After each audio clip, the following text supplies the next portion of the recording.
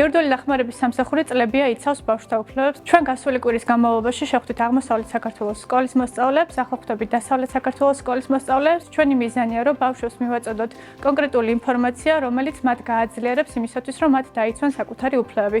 ეს არის როგორც ფიზიკური ძალადობა, ფსიქოლოგიური ძალადობა, ასევე სხვადასხვა სახის ძალადობის ფორმები, ასევე ბულინგი, რომელიც ძალიან აქტუალურია და ეს მოიცავს როგორც ფიზიკურ სივრცეს, ასევე კიბერსივრცეს. ვითამაშეთ თამაშები, რომლებიც დაგვეხმარა უფრო ბავშვის უფლებების ცოდნაში, ასევე დაგვხვდა ბუკლეტები და თამაშის დროს ჩართვები იყო, რაც უფრო გაგვააზრებინა ბავშვთა უფლებები უფრო ღრმად. მოსწავლეებს რომ აქვთ თავის უფლებებზე ცოდნა ეს ძალიან მნიშვნელოვანია, რადგან მათ შეიძლება სხვა თვალით დაინახონ სამყაროს და მაგალითად რაღაც არის, რასაც ძველად აკეთებდნენ და არ იცოდნენ, რომ ეს უფლებას არ ღვევდნენ, შეიძლება ეს აღარ ჩაიდინონ და დააფიქრდნენ თავის აქციელებზე. ბავშვებს გვჭირდება იმაში დახმარება, რომ გავიაზროთ თუ რამდენად მნიშვნელოვანი არის ჩვენი უფლებები და რამდენად შეგვიძლია რომ გამოვიყენოთ ისინი ყოველდღიურ ცხოვრებაში. ძალიან საინტერესო იყო, იმიტომ რომ რაც ვიცოდი, ის უფრო გავამყარე, რაც არ ვიცოდი, გავიგე და ჩემი აზრით,